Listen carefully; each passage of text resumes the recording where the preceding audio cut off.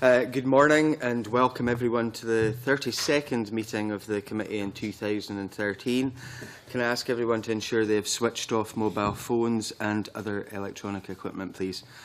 We have apologies today from Stuart McMillan, but are joined by Stuart Stevenson as a substitute member. Welcome back, Stuart. Before we move on, I'd like to say we have a slight change to the published agenda. I plan to start this morning by taking items 3 and 4 on the agenda first. This is to allow the Deputy First Minister to attend the Infrastructure and Capital Investment Committee at 10 a.m. We'll then move on to item 1 with the Ombudsman. So if we can begin with agenda item 3, which is consideration of an affirmative statutory instrument on the Freedom of Information Scotland Act 2002, Historical Periods Order 2013. We have one panel of witnesses to discuss this today, so may I now welcome Nicola Sturgeon MSP, the Deputy First Minister and Cabinet Secretary for Infrastructure, Investment and Cities, Sam Baker, Team Leader, Freedom of Information Unit, and Andrew Gunn, the FOI Officer of the Freedom of Information Unit at the Scottish Government. Welcome to you all. Deputy First Minister, would you like to make any opening remarks, please? Yes, thanks, Convener. The order before the committee today reduces the lifespans of a number of Freedom of Information Act exemptions from 30 years to 15 years. This continues the Government's evolutionary approach to ensuring that freedom of information legislation remains relevant and responsive to what is an ever-increasing demand and expectation for information, so it aims to make information publicly available earlier. Previous consultation had highlighted the need for a more flexible order-making power, allowing for the revision of the lifespans of individual exemptions and types of record, and that flexibility was introduced through the Freedom of Information Amendment Scotland Act, which came into force in May. Since 2009, it's been government policy to open preserved files held at the National Records of Scotland at 15 years rather than under what was commonly termed the 30-year rule dating from earlier legislation. This exercise has resulted in over 12,000 files being opened 15 years earlier than originally scheduled, which places significant amounts of public information into the public domain at a much earlier date than anticipated. In line with this policy, information dating from 1998, which was originally scheduled for opening in 2029, will actually become available in the new year. From the Government's experience to date, the earlier release of information has enhanced openness and transparency, as well as creating interest in the information made available. So the draft order will, if it's passed, reduce the lifespan of a number of the commonly used FOI exemptions to 15 years, so that they can no longer be used for information over 15 years old. So, for example, this will apply to exemptions relating to the development of government policy, free and frank advice and commercial interests. However, as a result of consultation feedback, the order will keep the 30-year lifespan for exemptions covering legal advice and information provided in confidence. It will also provide for a separate period for the exemption covering communications with the royal family by linking the lifespan of the exemption to the date of the death of the monarch or relevant member of the royal family. The great majority of respondents expressed support for this draft order at consultation. Most agreed that it would be unlikely that they would wish to withhold information of the types covered by these exemptions if it was over 15 years old. However, we've taken care to ensure that the administrative burden on public authorities is kept to a minimum. I would also note that we've committed to reviewing the impact of this order a year after it comes into force, so that we can consider its impact on authorities and see if any further changes might be appropriate in future. So, in conclusion, this is the third substantial piece of freedom of information legislation to be considered by the Parliament this year. The Amendment Bill passed unanimously in January added strength to the original Act, and the first order extending coverage of the legislation, which the committee discussed in September, comes into effect next April. And I think this order before us today also strengthens the FOI regime considerably. So I'd be happy to answer any questions that the committee might have. Questions from members. Stuart Stevenson, please. Thank you very much, Convener. I've got 3 relatively short questions, which I'll just give you all together.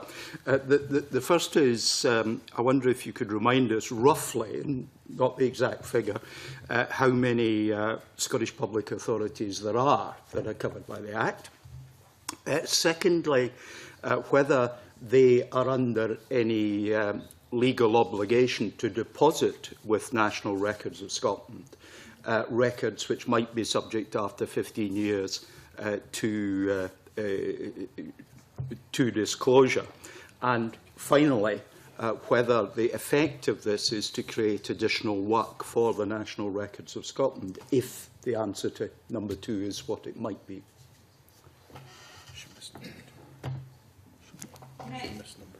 I'm happy perhaps to just undertake at this stage to give maybe a little bit more information in writing on the position around national records and the implications for them of workload. It's obviously up to the archives what information they hold. In terms of your first question, again, I don't have the precise number here with me, but it's the high thousands of public authorities in Scotland, and around about 10,000 would be the number, but we can provide a precise number for you. So the coverage of the Act is clearly very broad and wide-ranging. In terms of the workload on national records, it's not the intention of this order to create the workload. It's not immediately clear to me why that would be the case. Simply releasing records earlier. You know, obviously the same records have been released, they've just been released a lot earlier, but we can certainly provide more information for the committee on the impact on national records if that would be helpful. Mr Stevenson. Perhaps what I was perhaps kind of getting at is, I was aware it was in the thousands, the number of bodies, that if these records are to be made available to the public, they need to be somewhere for that to happen. And if it's 15 years, then presumably they have to be in that somewhere, which I assume is the National Records of Scotland, 15 years earlier. And I just wondered if there were any implications associated with that. And indeed, whether the records from these thousands of public bodies all end up in the National Records of Scotland, because where are they to be disclosed? Yeah, I mean, this order obviously has an impact on the ability of exemptions in the FOI Act to be relied upon after 15 years as opposed to 30 years. In terms of the national records, there's been a big focus on proactive release over the last few years to reduce the administrative burden on public authorities of FOI. And certainly I'm just looking at some of the evidence. I think the National Records of Scotland gave to, I think it was the consultation on this order, where they said, in consequence of proactive release, the number of FOI requests received by the Keeper for access to closed government files has shown a sharp decline.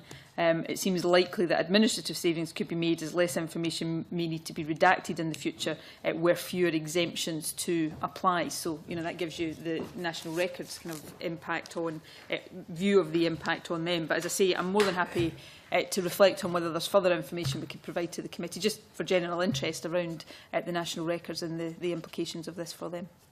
Grand. Cameron Buchanan, please. Thank you, Convener. Good morning. Can I just ask, how do we compare to other countries with the 15 and 30 years rule? And I don't just mean Westminster, I mean Wales and other countries. Well, are we more the liberal UK is now? also reducing the lifespan of certain exemptions to 20 years, so other countries will have their own specific rules around this. I think it's fair to say, and I'm not going to make definitive claims about Scotland's position in FOI being, you know, better than any other country, but I think we are known to have and seen to have very strong and robust FOI legislation, and the changes that have been made over the course of this year through the Amendment Act, through the order extending coverage of the FOI legislation and this today would further strengthen that FOI regime. Thank you. John Wilson. Good morning, Cabinet Secretary. I wonder if you'd expand on the issue regarding the exemption of legal advice from this change in the period. Because what I picked up is you said that legal advice to the government will remain at 30 years. Yes, there's no change to the current provision around, which is this, Section 36 exemption in the FOI Act, which covers legal advice and information given in confidence. The definition of historical period will remain there at 30 years as opposed to go to 15 years. And that, together with the position around communications with the royal family, it reflects consultation feedback that we've had during the consultation. It's just curious, Cabinet Secretary, is why you would leave the legal advice out. Then it follows up by asking, you've indicated that the UK government are expected to reduce the period from 30 to 20 years. What happens between communication between the Scottish Government and the UK Government where you may have two different periods of freedom of information, 15 for the Scottish Government and 20 years for the UK Government. What would happen in those circumstances? I mean, we would, if it was information we hold, then it will be our freedom of information rules that apply to that information. If it's information held by the UK Government, it's their rules that apply. So if it's communication between the UK Government and the Scottish Government and we hold that information, then it's our rules and our time periods that would apply there. I should say there are some differences already between Scottish freedom of information legislation and UK freedom of information legislation. So there are some reductions in lifespan here in Scotland that are going to 15 years. For example, Section 33 of the FOI Act, whereas in the UK that's going to remain at 30 years. So, we do have differences already, and what we're doing here may lead to some other differences. But for information that is held by the Scottish Government, it's our rules that apply. And Mick Taggart, please. Thank you, Convener, and good morning, Cabinet Secretary. You mentioned earlier that you don't foresee any difficulties being with the timescales to the authorities involved. However, is there any cost implications on bringing this forward? I mean, public authorities these days should be operating already in a way that is designed to minimise the administrative burden of freedom of information. Now, how public authorities will do that is principally through proactive release of information. And the point that was made by National Records is because there is more proactive release, so public authorities are not waiting on FOI requests, they are releasing information systematically and proactively, then that reduces the administrative burden of this. Again, I'm just pointing to some evidence from the consultation. The Commission for Ethical Standards in Public Life made the point that the cost and resource implications for that organisation would be insignificant. Richard Baker, please. Just following up on John Wilson's questions on legal advice, Cabinet Secretary, is it the case then that a majority of those consulted advised that legal advice should remain under the 30-year rule rather than come under the 15-year rule, as you spoke of earlier on? We didn't necessarily assess it quantitatively. It was more a kind of qualitative exercise. I mean, I think the other points that have to be made about these exemptions is that there is a judgment to be made about whether exemptions are applied. Public interest tests will normally have to be met as well. So just because there is an exemption for legal advice in the freedom of information legislation doesn't automatically lead to a conclusion that that exemption will be applied. So, there are many exemptions in the freedom of information legislation that are in perpetuity, so they don't have a kind of historical time period attached to them at all. But there still has to be, in most cases, the public interest test applied to them, and that's a judgment that public authorities will make in response to freedom of information requests. Okay. Thank you very much. We now move on to item 4, which is formal consideration of the motion to approve the Freedom of Information Scotland Act 2002 Historical Periods Order 2013, on which we have just taken oral evidence. Do any members wish to speak in the debate? No. In which case, Deputy First Minister, can I ask you to formally move the motion? Formally moved. The question is that motion S4M 08523 be agreed to. Are we all agreed? Agreed. Thank you very much. And I suspend the session for a couple of minutes for a change of witnesses. Thank you.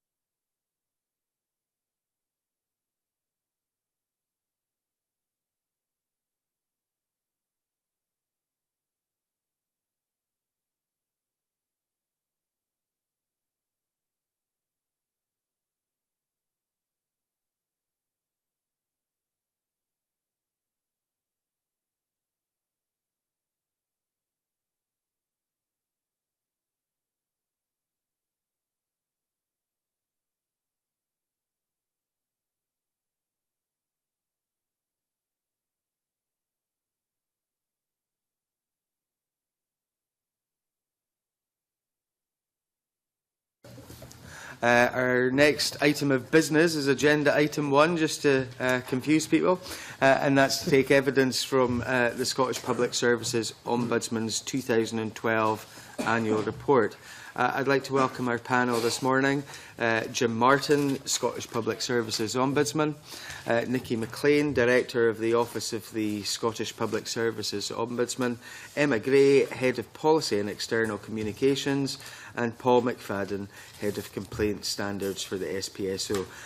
Can I start by asking if you have any opening remarks, Mr Martin, please? Very briefly, Convener.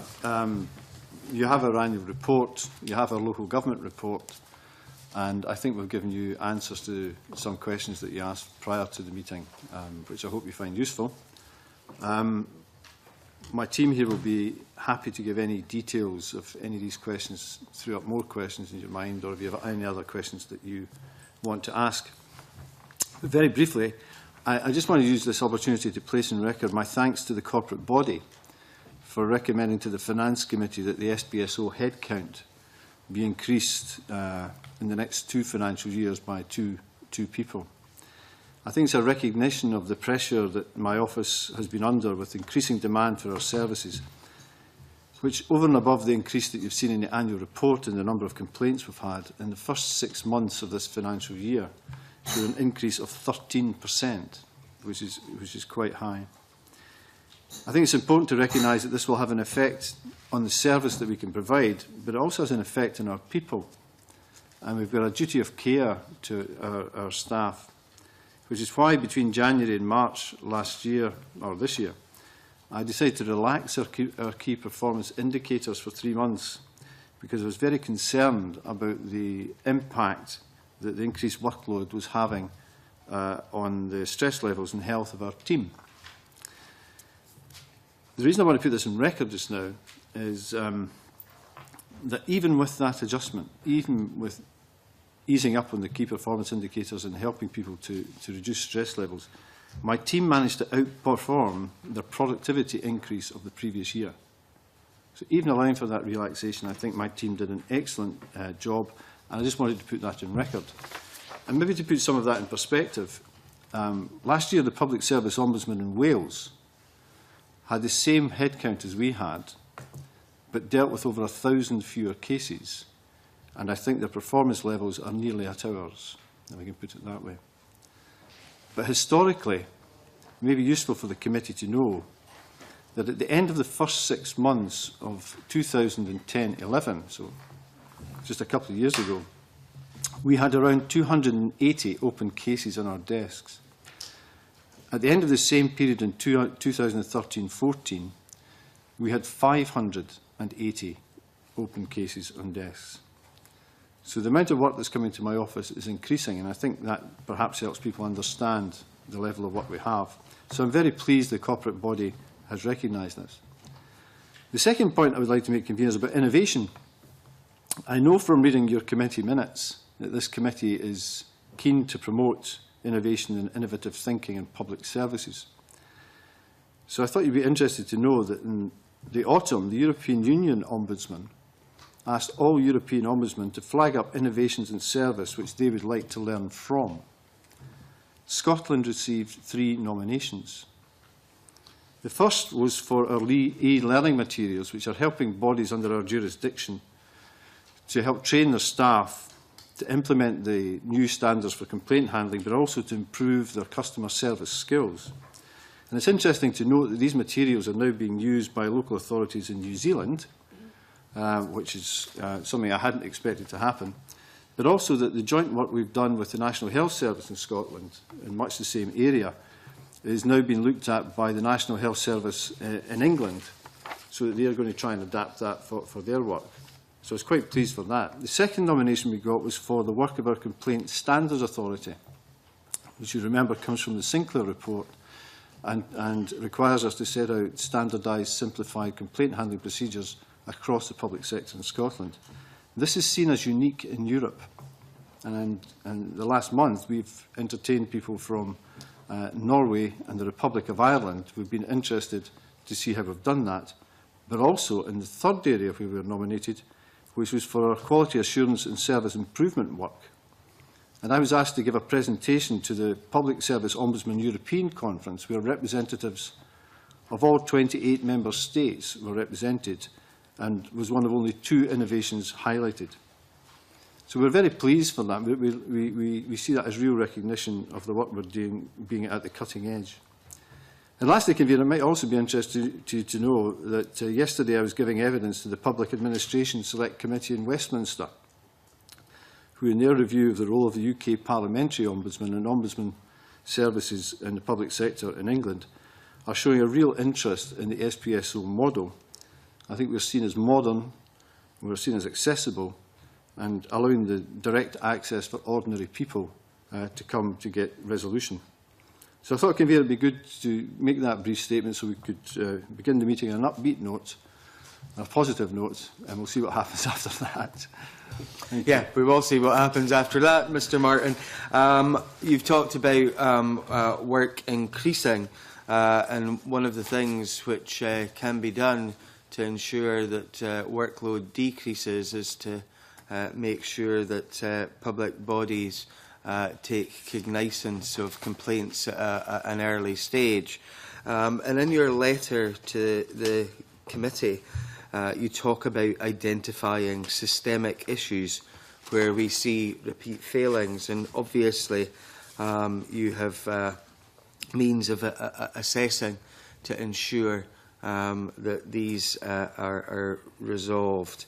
Can I ask, though, in terms of reporting those failings, do you let other bodies know that you have found these difficulties? How do you actually make sure that other local authorities or health boards are aware of these systemic failings and ensure that they don't have the same practices? And do you share those your findings with other inspection and audit bodies so that they're aware of that, so that we can cut down on the amount of failings and complaints? Mr Martin. I think the answer to each of these various sub-questions is yes. Every decision that we make on individual cases is reported as far as we can. In some cases, I think we've held back a few because of reasons of protecting anonymity. But apart from that, every decision we take is published. I think if you're looking for best practice in this, I would say probably best practice comes with the National Health Service. The National Health Service at the centre looks at our recommendations, looks at our reports, looks at our findings about complaint handling, and then shares that and discusses that with the various health boards. We have quarterly meetings with the head of the National Health Service in Scotland to discuss all of these, where we can pick up trends and issues. I think there's also a very good example in the prison service, where the prison service learn across the whole prison estate the lessons that come from mishandling of complaints and systemic issues that can come. Where there is a gap is with local authorities, because there is no overarching body which looks after local authorities in the same way as in the National Health Service. And that comes largely because local authorities are democratically elected bodies. And I think there is a gap there that I think we can maybe pursue how we look at that. Now, one thing that we've done which will help that is by introducing the Complaints Standards Authority complaint handling procedures, and by setting out how these should be applied and the information that should be gathered. From the end of 2013-14, each local authority in Scotland will have to report on its complaints handling, but also quarterly each will have to report internally on trends that it finds from complaints that they have found. That means that for the first time, this committee, members of the public, councillors, I think in some authorities we don't get this information at the moment, will have information to hand which will enable you to make the decision as to whether or not you see trends, whether you think that there are issues that could be raised, as well as me seeing them. Because I am limited in what I can do by having to look at individual complaints when they're brought to me and monitoring the application of complaints procedures. How the learning is got from that is an issue that I think local authorities need to tackle pretty urgently. In terms of local authorities, and if you find those systemic failures, do you have conversations with the likes of Audit Scotland or the Care Inspectorate to ensure that in their audits that they're checking those particular areas where there may have been some difficulties? We've asked, when we set up the complaints handling procedures for local authorities, let's stick with local authorities in Scotland, we asked Audit Scotland to ensure that in their annual reviews of each of the local authorities, how they apply our complaint handling procedures, the learning they're getting from these procedures is part of that audit. So Audit Scotland, if you like, are in that loop. We have not had discussions, I have to say, with the Accounts Commission on that area, and that is something we might look at in the future. What I also have done is I've made sure that I've spoken to each of the chief executives of Scotland's local authorities, with one exception, and their senior teams, to ensure that they all understand the new system and what is expected of them and what they will have to report. So if you like, Convener, we've kind of put the process in place. Thereafter, for regulators, for bodies like this committee and for other bodies, I think it's their job then to take things forward. We don't have the resources to police how local authorities are handling most of these things. We will have less than 50 people in my office. I think what we're trying to do is to enable other agencies to take that work forward. I think we understand that point, and we do not see you as being an inspection agency at all. I'm glad that you have been speaking to others, but find it a bit surprising that you haven't had conversations with the Accounts Commission, and I hope that you would do that shortly to ensure that the lessons that can be learned from some of the complaints that you get are dealt with by all of the audit inspection bodies. If I could move on, you talked about the complaint handling procedures, and some of the information that we've received, we can see that a number of the local authorities are involved in complaint handling procedure, but a number of local authorities don't attend these meetings. Can I ask why that is, and if they have indicated that they intend to do so in the future? Mr McFadden, please. I think the basis of the networks is for organisations to voluntarily come to share best practice, compare performance, and in initial stages help us develop the framework of the model CHPs. All of the local authorities, and we provided the list of those that had not attended, have been involved in this whole process over the last 2.5 years in some way or another, actively involved. For example, Dumfries and Galloway Council, who we mentioned, who hadn't been to the network meetings, were actively involved in the working group which developed the model CHPs, which formed the nucleus of the network as well. Overall, we've been very heartened by the engagement and involvement across the sector in this whole initiative. Ask if any of the authorities who don't attend have given reasons for their non-attendance.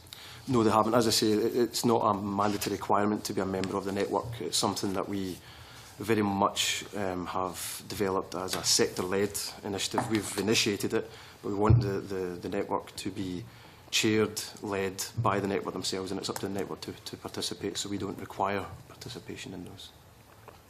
In terms of those folks who don't attend, do you think that it would be best if it was mandatory so that everybody was sharing that best practice?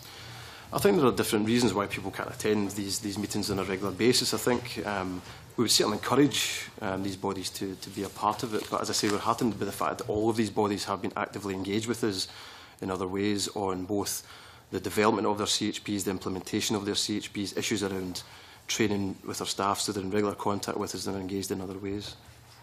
Okay, thank you. Cameron Buchanan, please. Good morning. There seems to be sort of a fundamental misunderstanding about what the SPSO can do.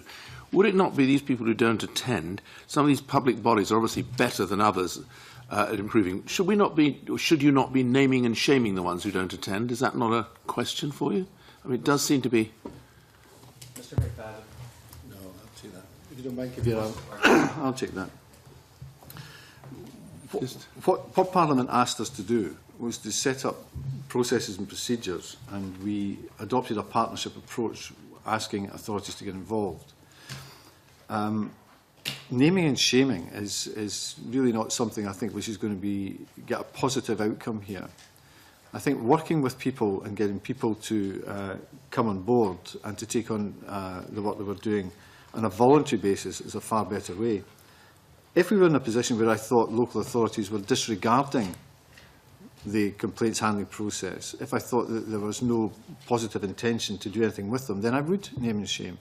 But the network that we set up is something that we want to encourage local authorities to own themselves. So I think it's really a matter between themselves for them to do it. Mr Buchanan, Can I just follow up? Sorry, on that? There seems to be a misunderstanding as to about what your powers are, what you can do with the public. You put, I think, at the bottom of the letter, if you want to complain to the SPSO, but some of the complaints seem to be rather spurious, and you're rejecting them because they're not competent. I just wonder if that could be explained a bit better to other people. Mr Martin. We try our best. Every Ombudsman office in the United Kingdom, I think, has the same issue that we have. People either come prematurely, and that is they don't go to the authority they should go to, but they come to us thinking that we can do something for various reasons, or they come to us with issues that we are precluded from looking at because the terms of the Scottish Public Service Ombudsman Act doesn't allow us to. So around half of the people who come to us will come to us in one of those categories. What we've been trying to do over the last year is to work with bodies who give us the largest volume of complaints to try and see if we can help them to reduce the number of people in their areas who come to us prematurely. And where people who come to us, for example, people will come to my office and want to complain about their pension. At that point, my office will signpost them to the Pensions Ombudsman, or if it's a financial issue, to the Financial Ombudsman or wherever. So we will signpost some people.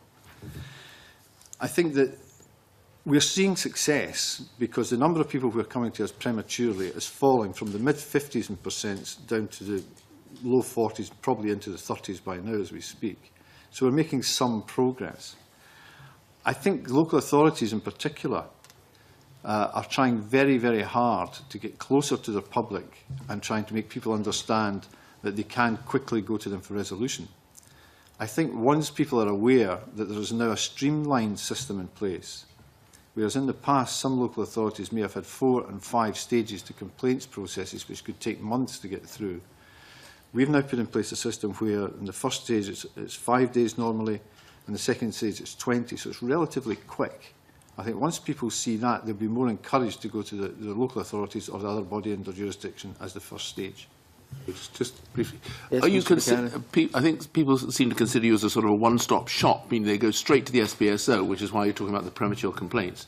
How can you? I'm not sure how you can deal with that. That they don't. Have you got this 5-day rule that says here to answer the complaint and say, look, it's not. We can't deal with it. We can deal with something else, or what? If I tackle this from another angle, my colleague in Wales this week has got more adverts on the back of buses for the Ombudsman in Wales. And what they're trying to do is to raise awareness and get people to complain, who want to complain, to have some place that they can find. Now, the Welsh Parliament gave the Welsh Ombudsman £1 million to set up a signposting body called, I think it's called Complaints Wales. So people can go there and then be farmed out to the various bodies.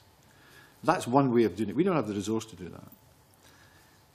The other way of doing it is to make sure that the individual understands where in the process everything fits.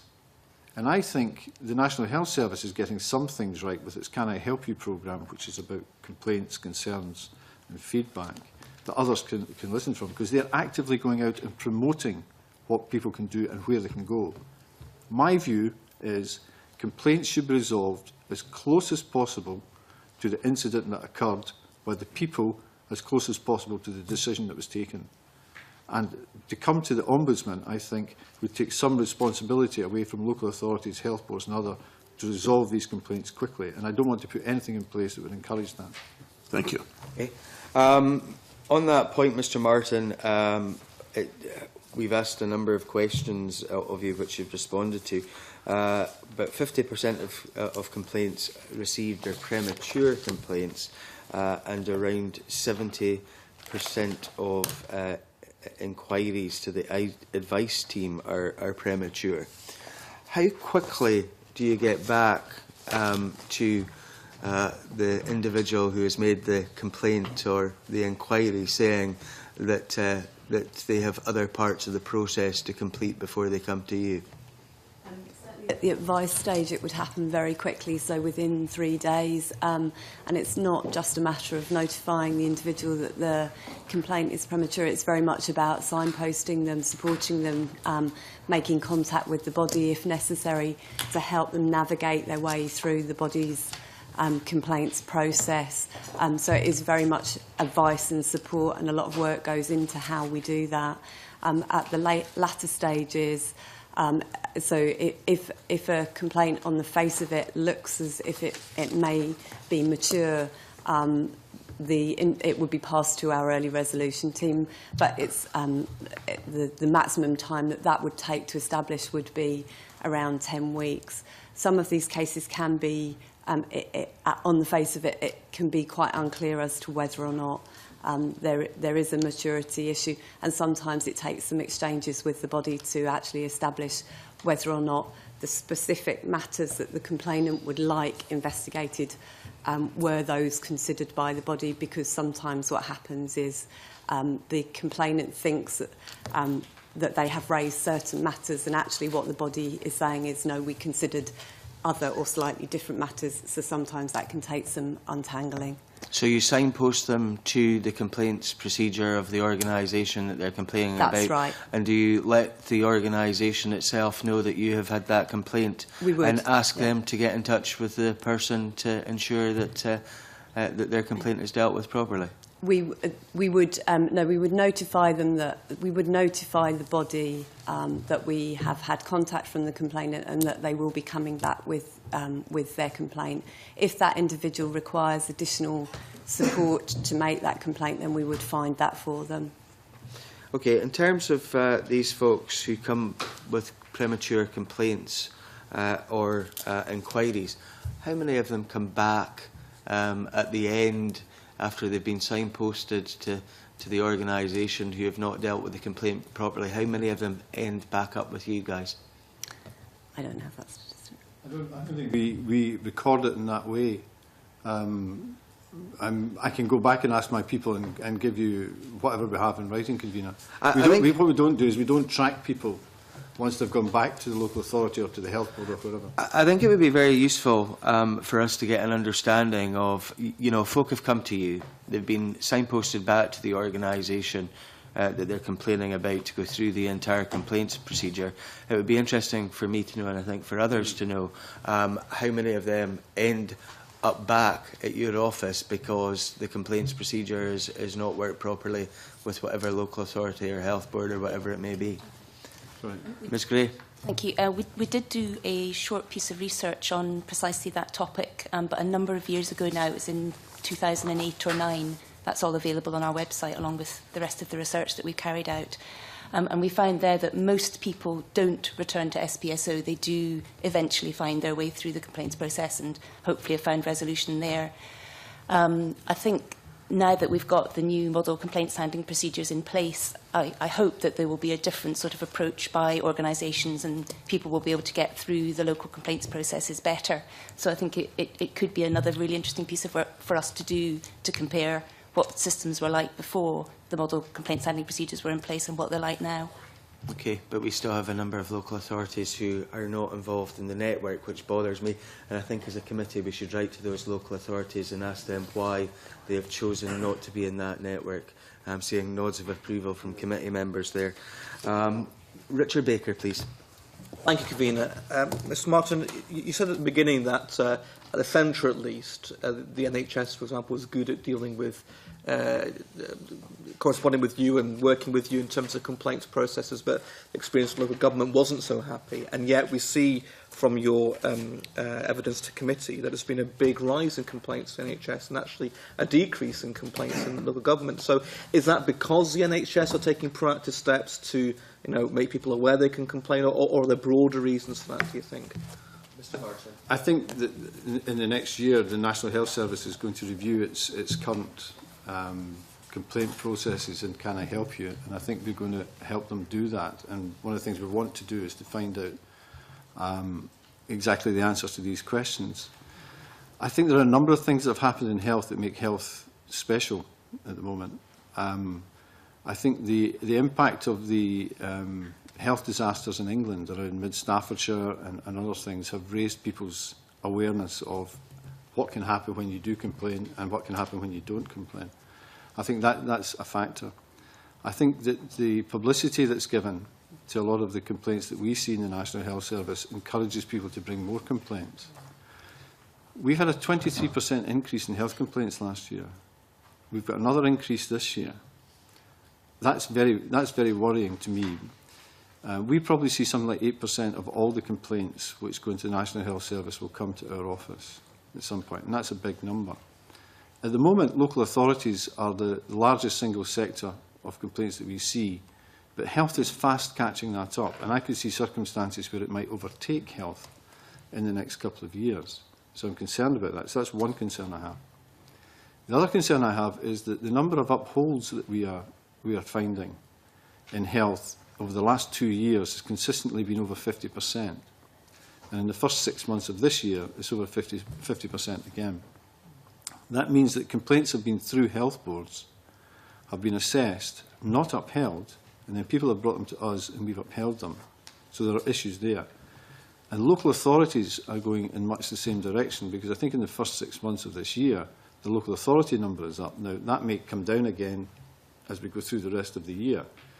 But I'm concerned that the number of complaints from different sectors I'm seeing, which have been through local complaints procedures, not upheld, which come to us that we then uphold. Because I think, as you said in your letter to me, Convener, about justice delayed is justice denied, all that stuff, that is perfectly true. And in cases where some families have gone through some real anguish, to prolong that and to come to wrong decisions, I think is unacceptable. And is this is one of the aspects of this rise in upheld complaints, Mr. Martin? Do you feel does that highlight the fact that there is a long way to go, but in all public sector bodies, in terms of the learning processes from complaints and from upheld complaints? It's certainly something I hear about. You mentioned the health service as well as local authorities. We hear about in the health service where people who've made complaints just do not feel that there's the right learning process involved, so that when there are complaints in a number of areas, or when complaints are upheld, that the right action is being taken in a systemic way to ensure that these incidents aren't repeated. I don't know if you have any views on that. I think we've made progress in the last 2 or 3 years on understanding the importance of learning in a number of sectors. I think we are making real progress. And I think the work that's been done by the Complaint Standards Authority has helped that. I've just finished doing a series of meetings with chief executives and non-executives of health boards on the impact of complaints on governance, and making sure that people understand that at the very top levels of organisations, whether it be health boards, local authorities or wherever, there's an important element of governance that says one way that you listen to the people you serve is to take seriously the complaints that they bring. And Robert Francis's report into Mid-Staffordshire highlighted the fact that the chair of that trust devalued complaints and devalued the impact of complaints, but most importantly, saw no real learning possible from complaints. So I think by working with health, prisons, local authorities and others to get the learning aspect there is important, but to get responsibility through the governance process at the top of organisations to send the right signal is equally important. Mark McDonald, please. Thank you, Convener. I'm interested to know, just in terms of the process, I mean, obviously, as a councillor and as an MSP, I've had cause to refer constituents on to your office. At the point at which an individual is put in contact with your office, how involved are they then in the process once they have made their complaint? How many contacts from you can they expect, or is it that they make the complaint and then they hear back from you when the decision has been arrived at? I think that really depends on the type of complaint and the complexity of the complaint, but if I can broadly talk you through the process. So in the initial stages, as we've discussed, the complainant would make contact with the advice team, and there would be, and that is normal, quite frequently that would be by telephone, and they would have an initial discussion around whether or not the complaint is on the face of it something that we can actually look at. They would then move into our early resolution team, and again, they would be contacted by the complaints reviewer dealing with their case within a 2-week period. That would normally be by phone. We try to establish within the advice team whether or not the complainant actually wishes telephone contact.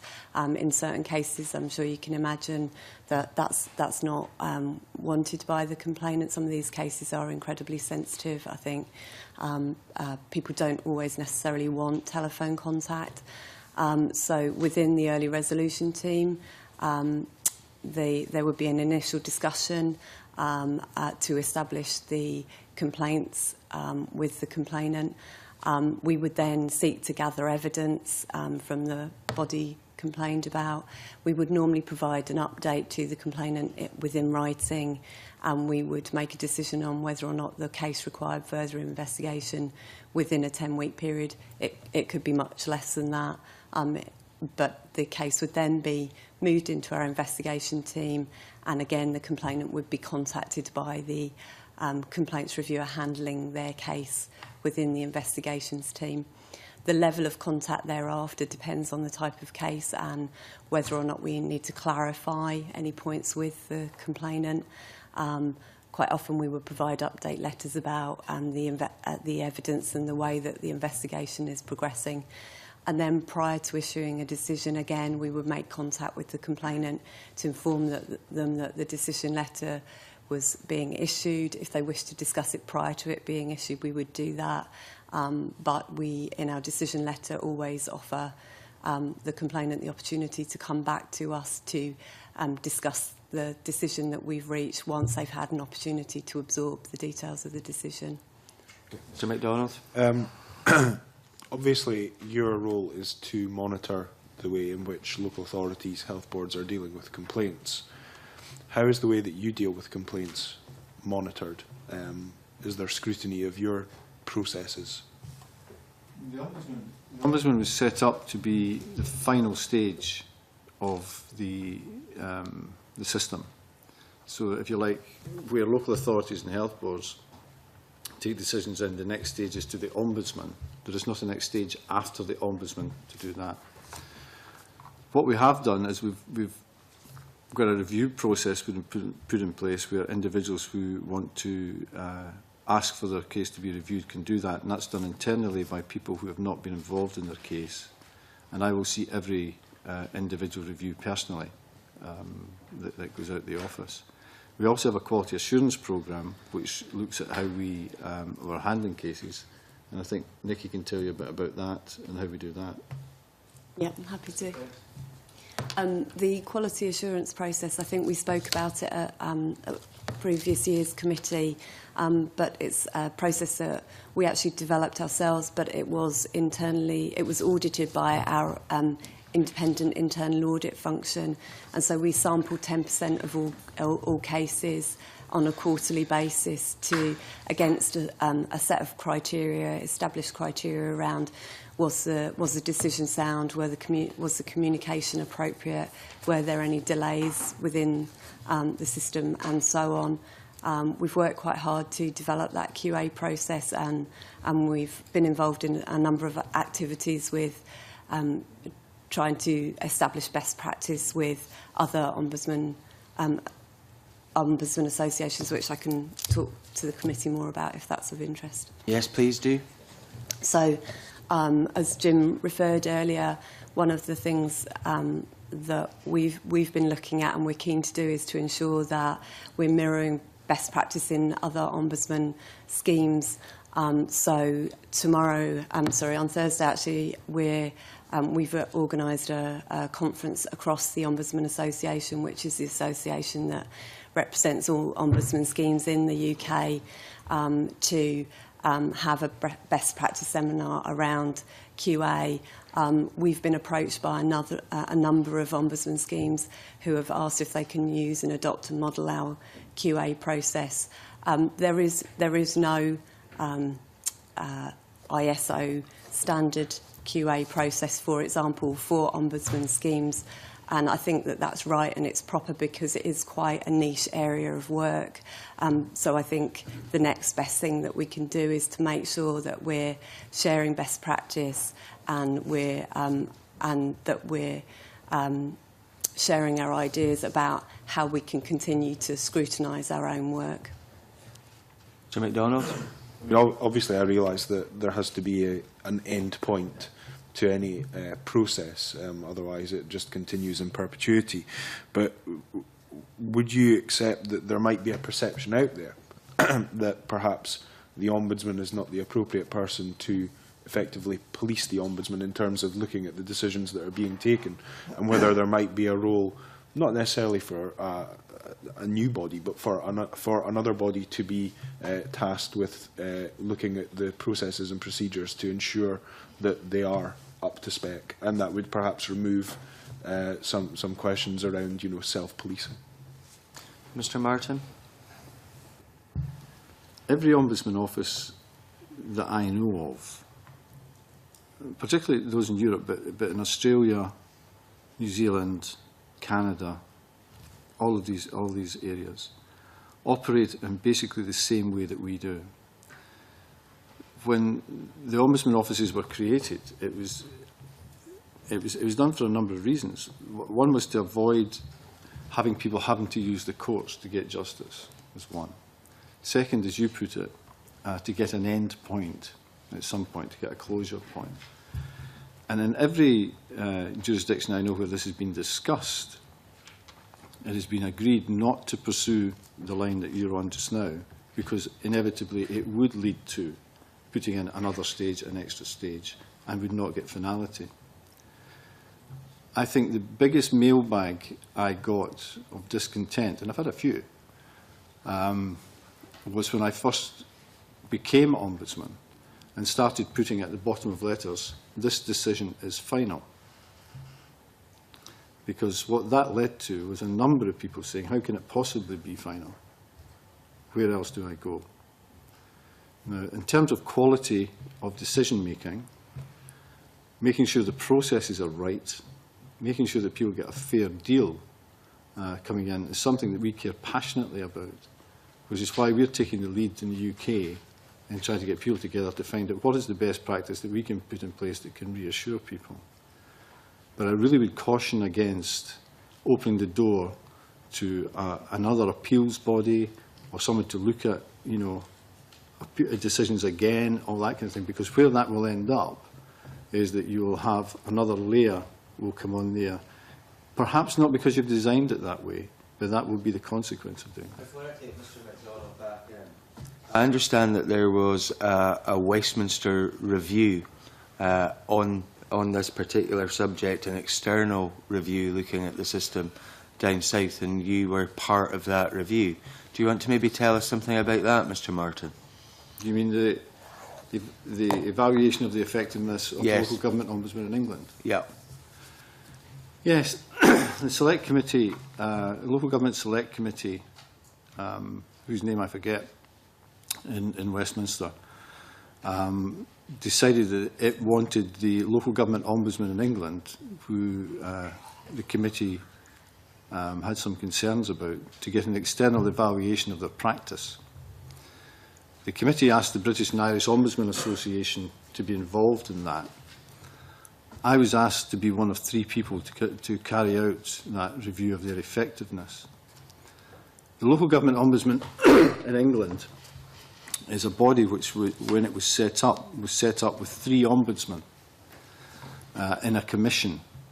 So it's not a single ombudsman service, it is 3 ombudsmen. The thing that the committee were concerned about was the fact that the 3 ombudsmen who were involved could look at cases and in different ways, take different timescales, etc., etc. And the key area that we were to look at was whether having a single ombudsman might be the best way forward in terms of consistency. We were also charged with looking at how that organisation operated and how effective it would become. And we did that over a period of time, and the report's in the public domain. And in terms of here in Scotland, has there ever been any kind of external review like that done in your office? Well, Parliament has looked at the effectiveness of my office, I think, 3 times in the last 10 years. There was the RSSB committee, which I think your clerk serviced, which looked at the Ombudsman, and various issues were looked at in that time. For example, the question of whether or not the Ombudsman should have own initiative powers, where something emerges from 2 or 3 complaints, to look at whether there's a systemic issue. That kind of issue was discussed. So I think, that led to the findings of that group, I think, were incorporated in the 2010 Act, if I'm right, David. So it's relatively recently that the Ombudsman Office has been looked at. Mr MacDonald, sorry to interrupt there. Just to be clear, I wasn't perhaps suggesting that individual cases should be open to a right of appeal. What I was suggesting was that the scenario which you had explained, where you internally review your decision-making processes and your procedures, whether internally reviewing was the best means to get a fair evaluation, and whether you might be willing to open that up to, if you will, a critical friend to be the one to examine the internal procedures to make sure that everything that's being done within the Ombudsman's office is absolutely at the top. Our procedures and our quality assurance, our procedures were looked at by external consultants who, took a view and gave us it, and gave us a clean bill of health. Our internal auditors have looked at our quality assurance programmes, etc. So I think we are going out of our way to try to make sure that we're not, reading our own press and liking it, that we are getting challenged as we go through, and we will continue to do that. Stuart Stevenson, please. It's said in politics there are 3 kinds of questions: the brave, the heroic and the suicidal. I think this is brave. In relation to our role in holding you to account for your processes and outcomes, could we as a committee be doing better? What advice might you offer to us so that quis custodiet ipsus custodies, and our role in that is better undertaken? Before you answer, Mr Martin, obviously somebody in this room still has a mobile device on, because I heard it through the microphones. No, it's off. Can we make sure that all mobile devices are switched off, because it does interfere with broadcasting? Mr Martin. Types of questions, and there are a couple of different kinds of answers, and one of them is whether or not to accept a poisoned chalice. Drink deeply.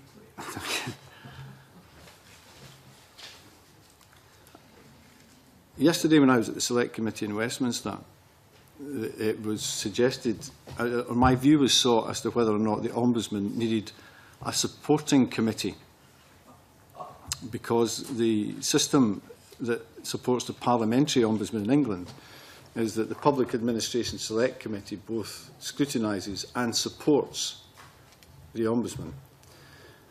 And that means that when the ombudsman has got a difficulty with Parliament, there's a committee that the ombudsman can go to. And I said I did not need a supportive committee. And if you go to Hansard and read it, you'll see what I did say was that the local government committee's job is to interrogate what we do. And I think that it's important that that is done, and that is seen to be done. The issue, I think, that concerns me, for example, in Mr Baker's questioning earlier, we got into areas about the National Health Service complaints system. That's a matter, really, I would love to discuss with the Health Committee. But because my annual report comes to this committee, it is, I think, difficult for you to be expert in matters of health. So one thing I think this committee could usefully do to help me is to signpost these kinds of issues from the annual report to other committees, as I am trying to do by preparing different sectoral reports. Because at the moment, as someone said to me as I left the Select Committee yesterday, it looks a bit strange. Are you the local government ombudsman for Scotland because your annual report goes to the local government committee? And it took a bit of explaining to say, no, there are historical reasons why it is this way, but it has to be a committee of Parliament. And I don't think it should be a supporting committee. I think it should be a committee that makes us think. But I also think it should be, meetings like this should be about how we can help you to also scrutinise the performance of local government and others from the information that we have. Thank you for that. I'm sure that we can signpost to other committees findings that you have made, and obviously we can take back questions from them. One of the things which you know, Mr Martin, this year we have done is we've sent a huge amount of written questions to you beforehand so that we can get the answers to many things which crop up on a number of occasions. Beyond that, we have also asked members of the public to submit questions, and I hope to get to some of them later in this session, although some of the points have already been picked up on from those questions. Mr Stevenson, okay, Anne McTaggart, sorry, I beg your pardon. Thanks, Convener, and good morning, panel. It's a question for Mr Martin. On your letter to the committee and some of your evidence that you had submitted, you mentioned about the multi-agency delivery and the holistic approach to the complaints resolution. And you also did mention that the Cabinet Secretary for Health had been very supportive on this new venture.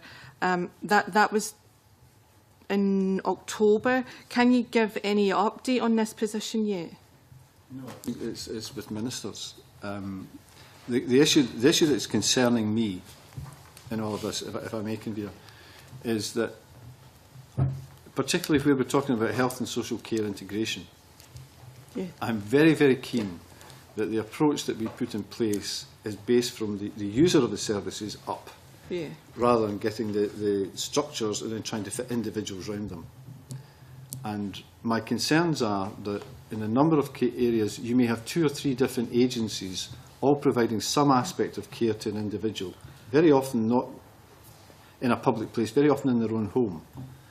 And it's important to me that these individuals, many of whom are very vulnerable, have as simple and easy a task to get things put right when they go wrong. Now, currently, for example, my powers are different in different services. So my powers are different, say, for example, in health I can look at clinical judgment of a nurse, of a doctor, of a dentist, or whatever. In social work I can't, because social work is a local authority matter, and I can only look at issues where a local authority has discretion if I can show that there is maladministration. So I cannot look at the professional judgment, for example, of social workers. And in social care, for example, in, say, social care homes or whatever, if someone has a complaint, that should go to the care inspectorate, and I can then look at complaints about how the care inspectorate has handled the complaint, but not at the initial point of complaint. Now, for an individual, usually a vulnerable individual, how do they work their way through that system? Once they get into that system, how do we make sure we get a balanced view of the care proposition that requires to be addressed if we have got different systems and different processes in place? And what I think the Cabinet Secretary has taken on board is that we really need to look at, from the individual's point of view, how do we get everybody together to get it fixed? And so that's kind of what I'm pressing for at the moment. And you have forward this idea to the Cabinet Secretary with some of your recommendations? I mentioned it to the Health Committee, and I was immediately followed into that committee by the Cabinet Secretary, who on record said that yes, he thought this was a sensible way forward. We can write to the Cabinet Secretary and ask where he's at with his deliberations on this particular issue, if the committee agrees. Okay. Cameron Buchanan, please. Turning now to education, I was just going to say, your predecessor sought advice from solicitors, Anderson Strathern, as to whether staff were eligible, but not heads, not the head teachers. Do you think that the head teachers should have a separate body, rather like the police, And has that position changed? Are you allowed to receive complaints from head teachers? Mr. Martin. I'm going to have to be very careful here because I'm not allowed to discuss individual cases. And this sounds like it might be very close to a case that we've looked at very recently. The question of legal advice, let's take that first. When I take legal advice, it is just that. It is advice. And if my predecessor has taken advice on a matter, it will be a case-related matter. And if I look at that and believe that the case is not identical, and they very rarely are, then I would either have to weigh up whether the distance between the new case and the old case is such that that advice is still valid or not valid, or go and get more advice, or decide I don't need any advice. So from that point of view. The SPSO Act says that I cannot look at what we then call personnel issues. And questions arise when you get an officer or a head teacher or someone who's in a body as to whether or not, in doing what they're doing, they're a member of the public, which is what the Act says I should give access to, or whether they're acting in a professional capacity. The other thing I need to look at is whether or not there are alternative means for resolution. Education, as you may know, is pretty close to my heart, and there are many, many routes for people involved in education to resolve issues, particularly people who are in positions of authority within education, which I would argue are not open to members of the public, but might be more appropriate routes for them to go. That may have sounded a bit coded, convener, but I think that's the position. I think you know that's fair enough, because there could be identification of an individual case. Can I move it on a little bit? And it's a related question in terms of legal advice, and this is one of the questions from a member of the public. Can I ask, are there circumstances where the SPSO would override legal advice sought and received? If that were to occur, would you inform Parliament? And if not, why not? Well, legal advice is private to me, and therefore, you know, it's not a matter that would normally be put in the public domain. Yes, I would, if I thought, if the legal advice I got gave me options, I would decide on the options. If the legal advice to me was, you can take course A and consequence would be this, or course B and the consequence was that, I'd make a reasoned judgment on that. It would then be open to someone who thought that I'd acted wrongly or recklessly to then be able to challenge that. But I would not make legal advice that I got in cases which I'm required to investigate in private public. You can answer the question about whether you think there should be a separate body, like there is for the police, for the people who don't come under your jurisdiction. There seems to be a bit of a dichotomy there. Is that right? No, I think what I was trying to say is that if someone can come to me if they are a member of the public, yes. If they're acting in a position where they are not a member of the public, then there will be other routes available to them, and that may well be, and you raised the case of a head teacher. That may well be through the local authority route. It may be through to an external education body route. I think these routes probably exist. Okay, thank you. John Wilson, please. Thank you, Convener. Good morning.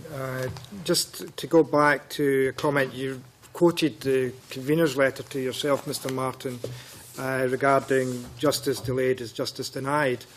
In one of the questions we asked, there's almost a quarter of the recommendations had been delayed beyond the time agreed. That delay is a delay to individuals and families in seeking redress to the issues that they brought before SPSO.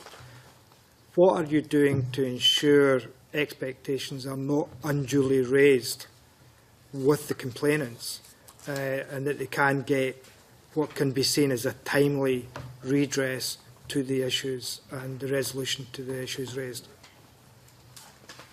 I think we set an expectation with bodies that the recommendations will be fulfilled within the timescales, and in a certain percentage of cases that doesn't happen.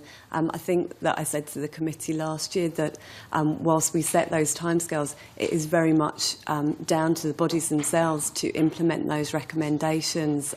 So whilst we will work very hard with bodies to ensure that they do, ultimately that's a matter for them and possibly something the committee could support us in. I think there sometimes are genuine reasons why recommendations aren't implemented within timescale. If the recommendations, for example, turn out to be more complex or more widespreading than first imagined and require more changes within the body than initially is thought, then I think there can be genuine reasons why recommendations take longer to implement. Could I give you an example, Mr Wilson, of a case? Yeah. Please do, Mr Martin. We had a case where a local authority for some time, many years in fact, had not maintained a road, and that this was having an impact on the value of people's houses and things, and we required the local authority to make a substantial sum of money available to people there for fixing the road. We spent a bit of time with that local authority discussing how they could do it, how they were allowed to do it, and what the legal position was, and arguing and negotiating and making sure they understood at the end of the day they would have to follow the recommendation. And eventually they did. That kind of thing, which I think is the kind of thing you're alluding to, is the exception. Where we have a pretty simple recommendation that someone should apologise and people don't do it in the timescale that we do, then we are very, very firm with them and get there, because the issues that arise from that may seem trivial to the body concerned, but they're very, very important to the families concerned. So what we try to do is to make sure that we listen. If local authorities say to us, or a health board says, this is going to take far more time than you think it will to get something done, if we're convinced, then provided it's done and we find an acceptable period of time, then that's fine. Otherwise, we'll be very, very firm with people. And I think all bodies under my jurisdiction know that if we ever get to the point where we make recommendations and the body under jurisdiction does not decide to follow these recommendations, then we'll lay a special report before Parliament, and I've never had to do that. I'll come on to the issue of special reports later on, Convener, because I have got a quick particular question about special reports. But the issue for me is that when a complainant brings forward a case and is successful, I still think 22% of cases that are time delayed are still excessive. And given that, Ms McLean, you explained that some of the issues may be more complicated, surely those discussions should take place prior to agreeing a timescale is then reported to the complainant, in which the action is going to be carried out. Because the thing is that, if I was a complainant, and it goes back to an earlier point in reference to the questions answered, where some people have indicated they don't think it's worthwhile bringing forward a complaint. If 22% of complainants feel they've not been dealt with in the time as set out by the Ombudsman and the body where the complaint was made, then surely that could possibly lead to individuals saying, what's the point of complaining, because they don't deliver in the timescale set out anyway. Who's going to take that? Mr Martin. First thing is, if we get to the point where we think a recommendation is going to be delayed, we will talk to the people who are involved in it, and we will explain to them why this delay has come about. The second thing is that you need to remember that we are making recommendations, we are not directing. So that the power I have is to recommend. I have no power to make it happen. What we actually do is, by force of the reputation of our office, make things happen. Occasionally, we will get a recommendation wrong. We will make a recommendation that turns out to be impractical. Now, that will happen in a handful of cases in a year out of 1,000 recommendations, literally 2, 3 or 4, at which point we will readily say we got it wrong. But what we will say to the authorities and boards, and it's the word you used, we will not negotiate on the recommendations. before they go out, what we will do is we'll take advice, we will make the recommendations and expect them to be carried out. So it's not the case that we get to a decision and then negotiate about what the recommendation will be. We will make that recommendation. Thank Mr Martin for that response. In terms of laying special reports, Mr Martin, I did say I would come to that question. I know from some of the response have indicated that there may be a review of special reports, and being on this local government and communities committee in the last session of Parliament, I know we discussed special reports and the value of special reports, and it goes back to the point you've just made in terms of the recommendations made by the SPSO and how those recommendations can be enforced. Do you think there's sufficient powers, enforcement powers, with SPSO at the present moment? And if not, should they be reviewed with some urgency? Mr Martin. I've always been very nervous of the power to direct for a number of reasons.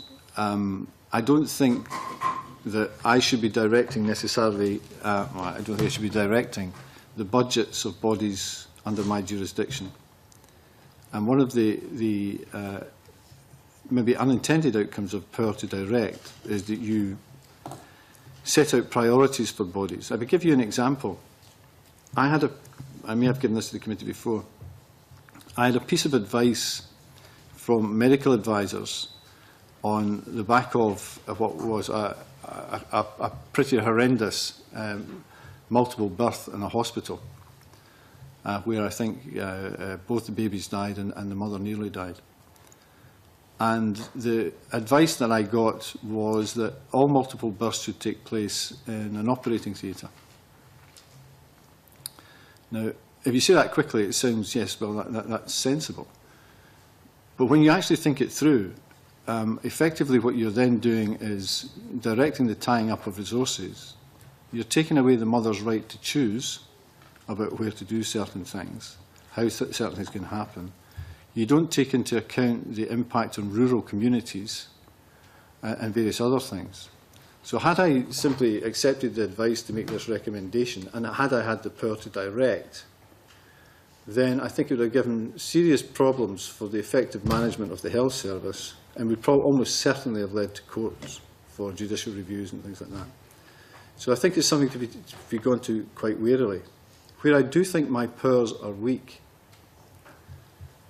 is that, for example, in local authorities, where I cannot look at issues because they are matters of discretion for the local authorities. This was intended for the way local authorities operated 50 years ago. When Richard Crossman set up the Ombudsman Office for the UK Parliament, it was intended to be done in such a way, when the local government ombudsman came in 3 or 4 years later, not to cut across the rights of democratically elected councillors to take decisions by an unelected official, the ombudsman. But the way local authorities operate now, more and more decisions are taken by officials and are not seen by elected members who operate on their behalf. And I think there are huge areas within local authorities where administrative decisions are taken, where there is no source for the citizen out with the local authority to challenge these decisions. And I think that that means that the service I can offer to citizens who are dealing with local authorities is diminished as compared to health, for example. And if the government decides to bring the social work to us and change the rules on social work, then social work as well. So in that area, I think it's an area which is worthy of examination by this committee or another committee, because I do believe the citizens are possibly not getting the best deal they can. Wilson. Convener, just as a follow-up question to that, is that, Mr Martin, you, in an earlier answer you gave, you said that the last line in any letter or that's sent out from your office is this decision is final. And it's paraphrasing you slightly, but just in terms of that issue, is the decision final, or is the decision subject to judicial review? Mr Martin. My decision, my final decision, may be subject to judicial review, but the judicial review can only look at how I've arrived at that decision, if you follow me. It's a matter of whether or not I have followed an appropriate process. If I can take it out of Scotland for a moment, at the moment in Northern Ireland there's a judicial review where the Ombudsman has said that a GP practice should pay a £10,000 consolatory payment to the widow of a man who got very, very poor treatment from a general practitioner.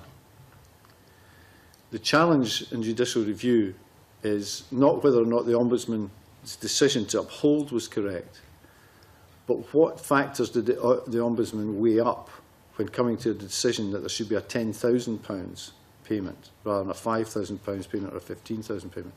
So the Ombudsman in Northern Ireland is having to justify the decision-making process rather than the decision. Now, if that process is found to be faulty, then the decision will fall and will have to be looked at again. So that's the way judicial review would work. Mr. Wilson. Convener, thank you. Just the final question is the issue about if a complainant isn't happy with the way that the SPSO has conducted and reviewed the complaint and arrived at its decision, and I'm not talking about judicial review here, I'm talking about whether or not that complainant still has the right to go through the court process to make and deal with that complaint through the courts rather than solely rely on the SPSO's decision. Mr. Martin. Yes, they can, but they can also, if it's about how we have dealt with them. It's not about how you dealt with it, it's just that in terms of the final decision of SPSO they're not happy with, and whether or not they can, as an alternative course of action, go through the courts to take that issue through the courts. Anyone who has a decision from me can go to judicial review, and it's then for the courts to determine whether that approach is competent. No, Mr. Martin, I think Ms. Grace picked up where I'm coming from in this one. If someone has completed our process and got a final decision from us and then wishes to go to the court with the same matter, of course they can. The answer I was looking for. Thank you very much indeed, Ms. Gray. I'd like to move on to some of the questions that have been put to us by the public, and we'll probably seek out further answers from you after this session. Can I ask, once an investigation report has been presented to Parliament, it cannot be changed. What would you do if you discovered subsequently that the judgment was wrong? Would you, for example, take it to judicial review? If someone produced, for example, evidence that we had not considered, or produced something which made me believe our decision was unsound, I would reopen it and then I would put another report to Parliament. We want to make sure justice is done. It's as simple as that. Grant. The new CHP is helpful, but is there a possibility that contact between BUJs and SPSO officers in the training sessions could make some investigations less impartial? What safeguards do you have in place to prevent this? Mr. McFadden. This question relates to the activities of the training unit, which has undertaken a programme of training with bodies under jurisdiction to support the implementation of the CHPs as well as general good complaints handling. And I think where the question has come from is that we have a very small training unit of one person, but she's supported by complaints reviewers from our office who would go out and deliver these courses. In terms of safeguards, I think no individual cases can ever be discussed, as with any forum that we would speak, so that would not be possible for a start. And I think the impartiality of our investigators in the course of their reviews is something which we uphold to the highest degree. But there would be no discussion with bodies on individual complaints. Okay. Why are complaints not accepted from organisations? That question could mean two or three different things. We are put in place to take complaints from members of the public. And in some circumstances, an organisation can be a member of the public. It can be. So that, for example, if, say, a National Health Service board wanted to complain about Health Improvement Scotland, that would not be appropriate. if the same National Health Service Board wanted to complain about Business Stream or Scottish Water's approach, then within our Act we can take a complaint from them about that. And there are certain circumstances, and I think in Section 5 of our Act, where an organisation may be construed to be an individual, but we can also take a complaint from an organisation, we can take an approach from an organisation under Section 2.2 of our Act, asking us to look at a complaint that it's received about itself, if someone has said something publicly about it. So there are a number of areas where an organisation can be a member of the public, but I think I can assure you a member of the public can never become an organisation in those terms. I think that answer is quite confusing for me, so I can imagine how confusing that would be for some punters out there. We'll give you it in writing. I think that would be extremely useful. Can I ask what explanations are given when SPSO uses its discretion to delete cases? I don't think we delete cases. Okay. Do we? Well, we have an archiving We archive policy. I'm not things. You sure. archive. We don't delete. You don't cases. delete. Okay, grand. Mr. MacDonald, yeah. Obviously, there are, however, data protection guidelines around retention of personal information, details, etc. So, while you say you have an archive, do you therefore comply with data protection in terms of retention of files, and therefore would there be some historic cases which have been destroyed as part of data protection requirements? Exactly. Yeah. Useful, Mr. MacDonald. Is there a presumption that public officials and their records are more likely to be trustworthy than complainants? Rulings should not be arbitrary or illogical or contradict rulings of similar cases in similar circumstances. Are full explanations given in all cases? Yes, they are. And if you look at the decisions that we issue and look at even the summaries that we publish, then every complainant that comes to us gets a full answer. Yes. Thank you. Are complainants given all the reasons for SPSO rulings? Yes, they are. Yeah. Okay. What opportunity do the public have to input into the standardised complaints handling procedures? You want to? Mr. McFadden?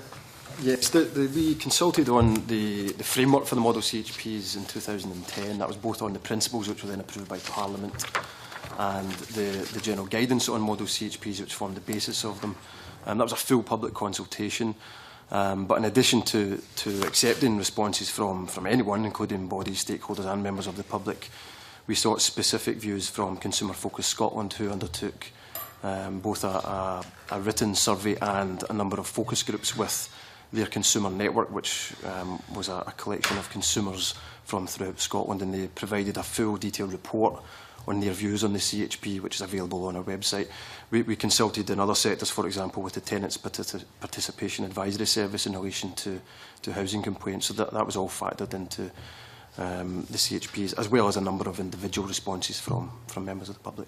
If folk were to write to you now, giving suggestions for improvement, I take it you'd take due cognizance of that and let folk know how you're going to respond to that. Of course, and we would feed it into planned reviews in future years of the CHPs, but if it's around the practice of complaints handling, we would feed that in through the networks of complaints handlers.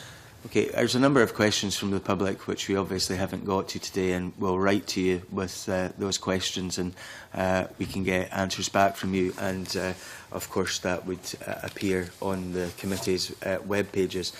To round this off, Mr. Martin, you talked a little bit earlier in terms of one part of the legislation governing you in terms of local authorities and matters of discretion being worthy of examination. Are there any other parts of your governing legislation that you would like to see changed to improve your performance? What would they be, and why would you want to see them changed? I'd actually like to think about that. There are one or two things about the way that we were set up as an amalgamation of a number of existing UK bodies, which, while the legislation is silent, in our practice we we have operated differently. And if I may, just for 1 minute, Convener, take you through one of them. My office does not, as a matter of course, offer financial redress. Yet other Ombudsman offices in the United Kingdom do. And one of the things that I've asked Emma Gray to look at and do some research on is, what is actually the practice elsewhere, and should we be thinking about that in Scotland? So I'm a bit concerned that we may be in a position where we have operated in a particular way in Scotland, which up to now seems fine, but we may be disadvantaging citizens in Scotland against other parts of the United Kingdom. And it's for a kind of acronym, I kind of say it's the Cardiff, Carlisle, Carluke question. If you're in Cardiff and Carlisle and something goes wrong, say through the non-enforcement of a planning matter or a health matter or whatever, and the Ombudsman in these areas can say the financial redress involved here should be X pounds, why should that not happen in Carluke? Now, there might be a good reason for that, and historically, but I'm wondering in 2013 whether or not that is still an area that we should maintain. So we're going to have a look at that, and if I think when I've looked at that in order to implement any change that requires legislative change, then I'll happily come back and discuss that with the committee.